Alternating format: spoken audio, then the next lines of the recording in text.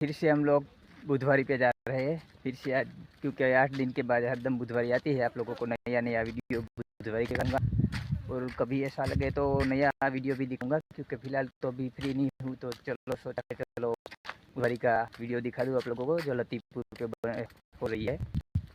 अभी जाए और आप लोगों को पूरा बुधवारी का दिख गए। अब वीडियो में बने अच्छा लगे तो लाइक और सब्सक्राइब कीजिए। अब आप संगीत सुनिए।